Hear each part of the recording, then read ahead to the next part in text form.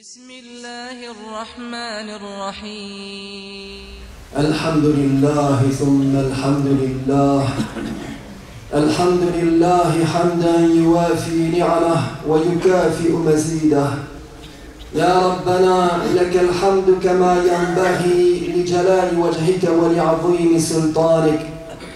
سبحانك اللهم لا أحصي ثناء عليك أنت كما أثنيت على نفسك. وأشهد أن لا إله إلا الله وحده لا شريك له. وأشهد أن سيدنا محمدًا عبده ورسوله وصفيه وخليله، خير نبي أرسله الله إلى العالم كله بشيرا ونذيرا. اللهم صل وسلم وبارك على سيدنا محمد صلاة وسلاما دائمين متلازمين إلى يوم الدين. وأوصيكم أيها المسلمون ونفسي المذنبة بتقوى الله تعالى. أما بعد فيا عباد الله، إننا نعيش في عصر أكبر سماته وأوضح علاماته هو أنه عصر تجمعات وتكتلات تحاول فيه كل مجموعة ضخمة من البشر أن تتلاقى وتتحد لتصد الأخطار عنها بقوة وتحقق آمالها الكبار بعزيمة.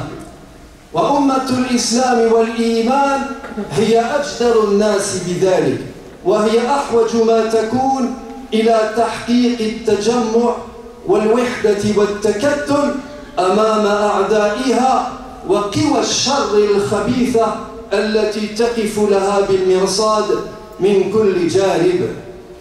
ولقد كان من فضل الله علينا أن جعل شعار أمتنا كلمة التوحيد وتوحيد الكلمة. فالله واحد والرسول واحد والقرآن واحد والقبلة واحدة والأمة واحدة. وإن هذه أمتكم أمة واحدة وأنا ربكم فاتقون. Nous vivons une époque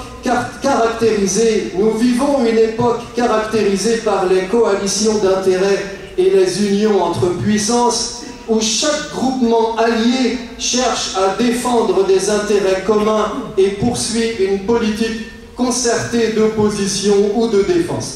Or, parmi toutes les coalitions et les unions entre puissances, la communauté de l'islam est celle qui est le plus en droit d'obtenir l'unité, d'obtenir la cohésion et l'union afin d'assurer la sécurité et l'intégrité matérielle de son vaste territoire contre les agressions de l'étranger. Oui, la communauté de l'islam est plus en droit d'obtenir l'unité car le Dieu de l'islam a fait de l'unité, al-Tawhid, le symbole de sa religion. De fait, mes frères, le credo par lequel le Seigneur résume l'islam n'est-il pas que Dieu est un, que le prophète est un, que le Coran est un, que la direction de prière est une, que la communauté est une? Certes, nous dit le Coran, cette communauté-ci, qui doit être une seule communauté, est la vôtre, et je suis votre Seigneur. Alors, craignez-moi. ولقد علم الرسول صلى الله عليه وسلم أتباعه أن يكونوا يدا واحدة وقلبا واحدة في الماديات والمعنويات، في الظاهر والباطن، في حركاتهم وسكناتهم، حتى يروى أن الصحابة رضوان الله عليهم كانوا في أول أمرهم إذا نزلوا منزلا في أثناء سفرهم توزعوا في الشعاب والأودية، فقال لهم رسول الله صلى الله عليه وسلم: إن تفرقكم هذا من الشيطان. فصاروا بعد هذا لا ينزلون منزلا إلا انضم بعضهم إلى بعض حتى يقال فيهم لو بسط عليهم ثوب لعمهم. Le prophète de l'islam, sallallahu alayhi wa sallam, a enseigné à ses disciples, a enseigné aux musulmans comment parler d'une seule voix, comment agir d'un même cœur, comment viser un même but, comment rester unis en toutes circonstances. À ce propos, la tradition rapporte une anecdote édifiante, mes frères. Durant leurs premières expéditions, les compagnons, quand ils s'installaient pour la nuit dans un endroit, se dispersaient ça et là de divers côtés.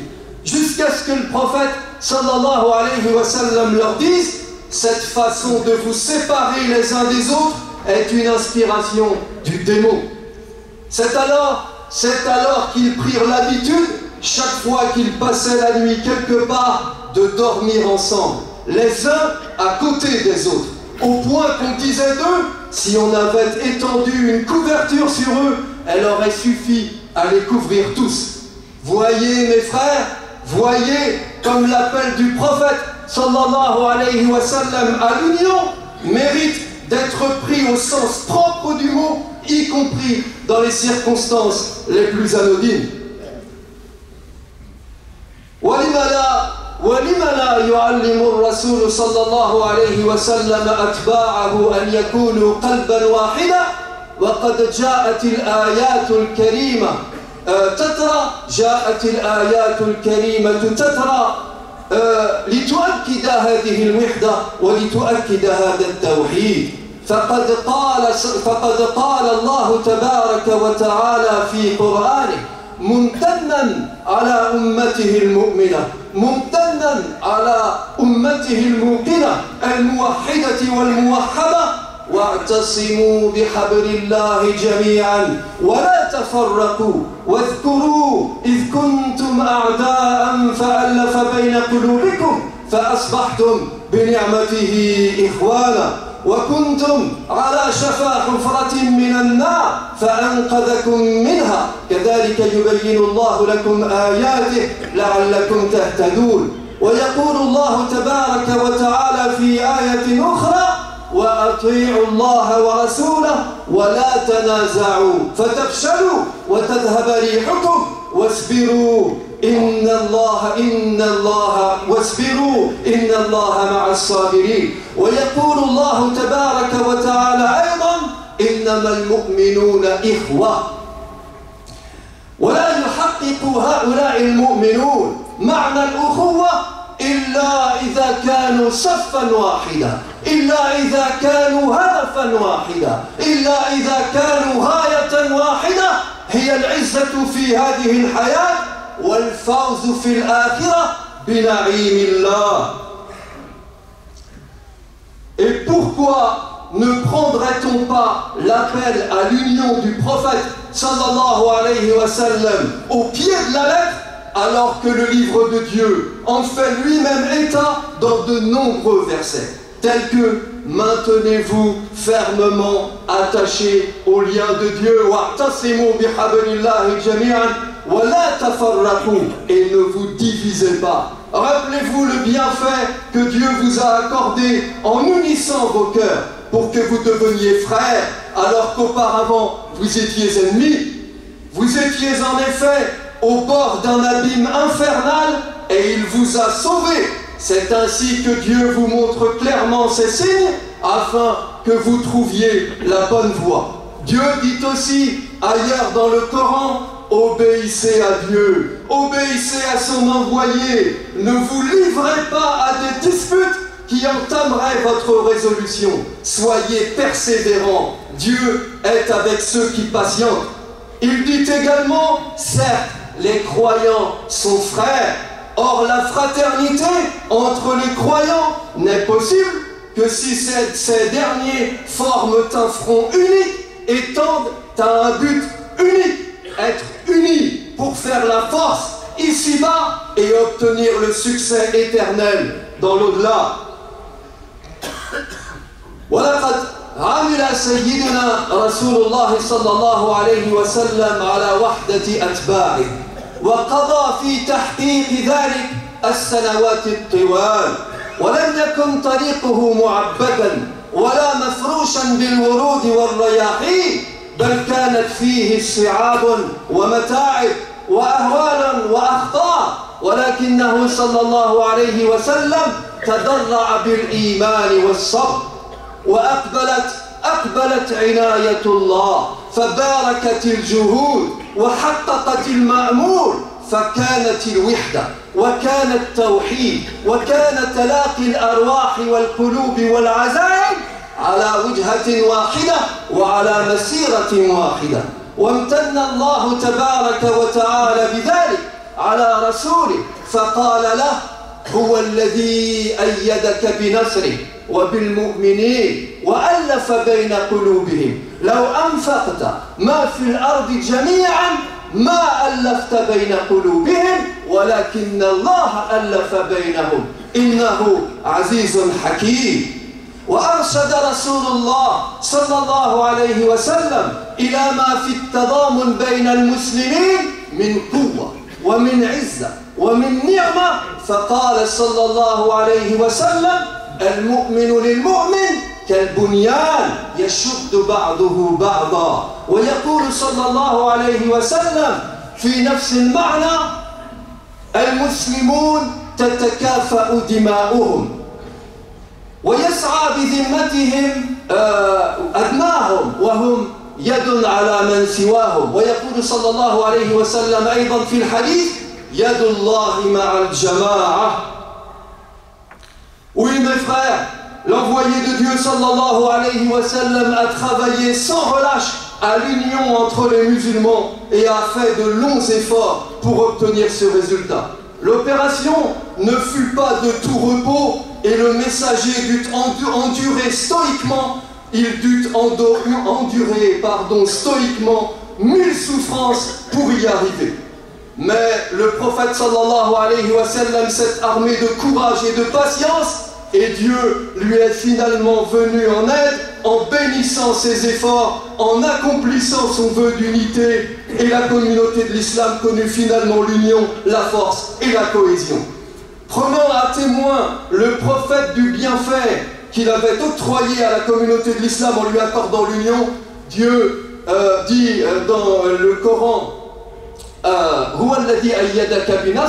certes c'est Dieu qui t'a assisté en cela. Quant au prophète sallallahu alayhi wa sallam, il indique ce que l'entente, la communauté de vue et d'action engendre de force et de pouvoir lorsqu'il affirme dans la sunna: le croyant est pour le croyant comme sont entre eux les matériaux d'une même construction.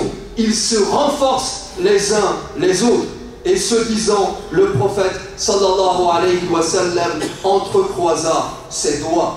Le messager de l'islam sallallahu alayhi wa sallam a dit aussi dans un autre hadith: la protection que les musulmans accordent est la même pour tous. Elle s'exerce sur le plus humble d'entre eux. Enfin, le prophète sallallahu alayhi wa sallam a déclaré dans une tradition: Dieu est avec le groupe. وإذا راجعنا تاريخ أمتنا العريض الطويل الحافل بجلائل الأعمال ومفاخر المواقف نجد أن أمتنا لم تحقق نصرا له قيمته ومكانته إلا بروح التضامن والتكتل والوحدة، كما أنها لم تتعرض للزلازل والنكبات إلا في ظلمات التفرق والتمزق والشتات. ولذلك كان أعداؤها دائما وأبدا يأخذون معها بسياسة فرق تسد، وهم لا يغيظهم شيء كأن يروا هذه الأمة المؤمنة متآلفة متماسكة متضامنة، ولا يسرهم شيء كسرورهم حين يرونها متفرقة متمزقة، لأنهم حين ائتلافها واتحادها لا يستطيعون أن ينالوا منها ليلا ولا أن يكيدوا لها كيدا، ولكنهم حين تفرقها وتمزقها يجدون الثغرات التي ينفذون منها إلى مآربهم الخسيسة والخبيثة التي يريدون. ولذلك فزع رسول الله صلى الله عليه وسلم فزعا شديدا عندما وجد اثنين من عامة المسلمين ينسيان هذه الحقيقة الأساسية فيناديان بنداء العصبية والحزبية، فيقول أحدهما يا للأنصار ويقول الآخر يا للمهاجرين، فيغضب رسول الله صلى الله عليه وسلم من ذلك غضبا شديدا ويقول أبدعوى الجاهلية وأنا بين أظهركم دعوها فإنها ممتنة. Si l'on passe en revue l'histoire glorieuse de notre communauté et les événements de son passé qui sont dignes de mémoire, force est de remarquer que chaque fois que cette communauté a remporté des victoires importantes, c'est grâce à l'union et à la cohésion qui règne entre ses membres qu'elle les a remportées. Et à l'inverse, chaque fois qu'elle a essuyé des défaites cuisantes, eh bien c'est à cause de la division et de la discorde qui sévissent entre eux qu'elle les a essuyés. C'est pourquoi les ennemis de l'islam ne cessent de créer des rivalités et des discordes entre nous depuis qu'ils nous dirigent et nous gouvernent contre notre gré dans nos pays, en appliquant à la lettre le proverbe bien connu « divise pour mieux régner ». Rien ne leur fait plus peur que de voir l'union et la cohésion régner dans la communauté de l'islam. Et à l'inverse, rien ne leur fait plus plaisir que de voir la division et la discorde sévir dans cette communauté. Car l'unité et la cohésion de la communauté de l'islam font échouer le plan de l'ennemi visant à exercer sa domination sur nous, alors que la division et la discorde, au contraire, contribuent incontestablement au succès de ce plan. Pour cette raison, le prophète sallallahu alayhi wa sallam s'inquiéta vivement quand il entendit dire que deux musulmans parmi les gens du commun en appelaient au clanisme et au tribalisme pour régler leurs différends, l'un criant « à moi les Ansar » et l'autre criant « à moi les Muhajir ». Le prophète sallallahu alayhi wa sallam, parlant avec colère, leur dit alors « allez-vous en appeler au paganisme alors que je suis parmi vous ? Laissez là le paganisme, car c'est une souillure. »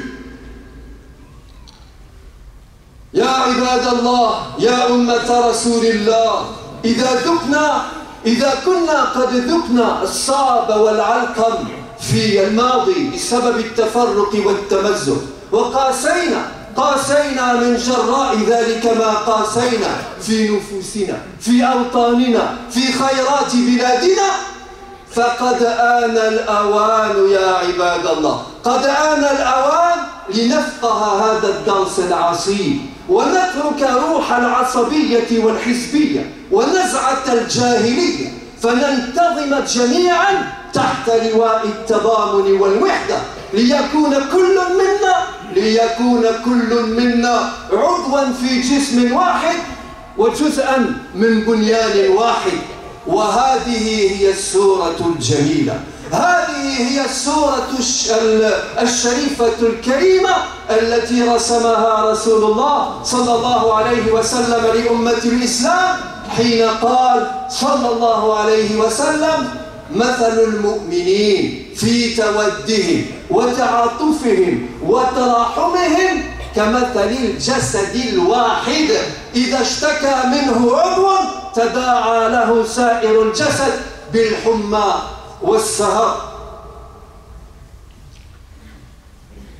Oui, si par le passé, mes frères, nous avons enduré souffrance et peine à cause de nos désaccords et nos discordes, et si nous avons supporté épreuves et malheurs dans notre chair, dans notre peuple et dans notre terre, il est temps à présent de tirer un enseignement salutaire de nos erreurs et nos mésaventures.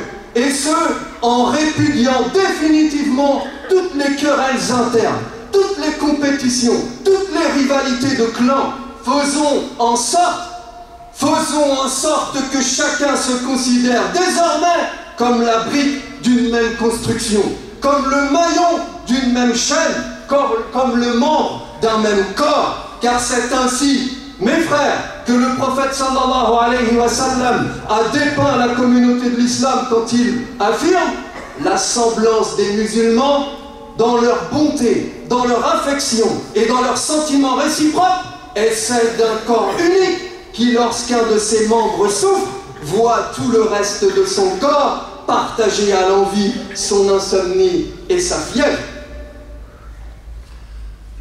Farasa ya ibadallah أن يكرمنا الله سبحانه وتعالى في حاضرنا أن نشهد بواكير طيبة ميمونة لجمع الصفوف وتوحيد الأهداف وتحقيق التضامن في هذه الأمة وبين أبناء الإسلام حتى نواجه الأخطار المحيطة بنا في قوة وصلابة ونقف وقفة الحزم والعزم أمام أعدائنا الذين يتربصون بنا عن يمين وشمال. والله جل جلاله هو المأمول في أن يبارك هذه الجهود وأن يحقق ثمراتها وأن يجعلها طليعة لحرية شاملة وعزة كاملة ونصر مؤزر. واتقوا الله الذي أنتم به مؤمنون إن الله مع الذين اتقوا والذين هم محسنون. Puissions-nous voir rapidement les signes qui permettent de conclure à l'existence d'une union véritable, d'une cohésion sincère et d'une fraternité loyale entre les gens de l'islam, afin que tous puissent se mettre à l'abri des attaques et des mauvais traitements dont ils sont l'objet aujourd'hui à travers le monde. Puisse le Seigneur bénir tous les efforts qui sont faits dans le sens de l'union et de la cohésion. Puisse le Seigneur faire en sorte que ces efforts produisent un résultat avantageux et annoncent la venue d'une autre ère, d'une autre époque, caractérisée par la liberté retrouvée, par la force recouvrée, par le pouvoir récupéré. آمين. أقول قولي هذا وأستغفر الله لي ولكم فاستغفروه إنه هو الغفور الرحيم.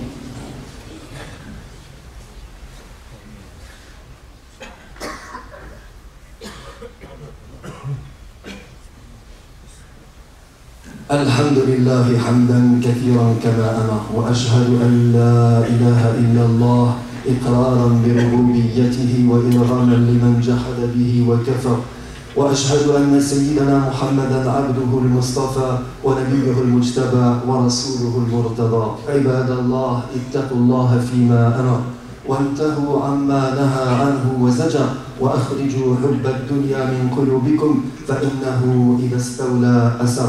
واعلموا أن الله أمركم بأمر بدأ فيه بنفسه وثنى بملائكة قدسه فقال عز من قائل عليما إن الله وملائكته يصلون على النبي يا أيها الذين آمنوا صلوا عليه وسلموا تسليما. اللهم صل على سيدنا محمد وعلى آل سيدنا محمد كما صليت على سيدنا إبراهيم وعلى آل سيدنا إبراهيم وبارك على سيدنا محمد وعلى آل سيدنا محمد كما باركت على سيدنا إبراهيم وعلى آل سيدنا إبراهيم في العالمين إنك حميد مجيد. وارض اللهم عن الخلفاء الراشدين ذوي القدر العلي والفخر الجليل أبي بكر وعمر وعثمان وعلي وعن سائر الصحابة والتابعين ومن تبعهم بإحسان إلى يوم الدين. اللهم اغفر للمسلمين والمسلمات والمؤمنين والمؤمنات الأحياء منهم والأموات وألف بين قلوبهم يا رب العالمين. يا من أجاب نوحا في قومه ويا من نصر إبراهيم على أعدائه ويا من رد يوسف على يعقوب ويا من كشف ضر أيوب ويا من أجاب دعوة زكريا ويا من قبل تسبيح يونس بن متى نسألك اللهم بأسرار هذه الدعوات المستجابات، أن تتقبل منا ما به دعوناك، وأن تعطينا ما سألناك. أنجز لنا وعدك الذي وعدته لعبادك المؤمنين. لا إله إلا أنت سبحانك إنا كنا من الظالمين. انقطعت آمالنا وعزتك إلا منك، وخاب رجاؤنا وحقك إلا فيك. إن أبطأت غارة الأرحام وابتعدت فأقرب الشيء منا غارة الله. يا غارة الله جد السير مسرعة في حل عقدتنا. يا غارة الله عدت العادون وجاروا ورجونا الله مجيرا، وكفى بالله وليا وكفى بالله نصيرا، وحسبنا الله ونعم الوكيل، ولا حول ولا قوة إلا بالله العلي العظيم. استجب لنا آمين. فقطع دابر القوم الذين ظلموا، والحمد لله رب العالمين. وآخر دعوانا أن الحمد لله رب العالمين. عباد الله، إن الله يأمر بالعدل والإحسان وإيتاء ذي القربى وينهى عن الفحشاء والمنكر والبغي يعظكم لعلكم تذكرون. وأقيموا الصلاة.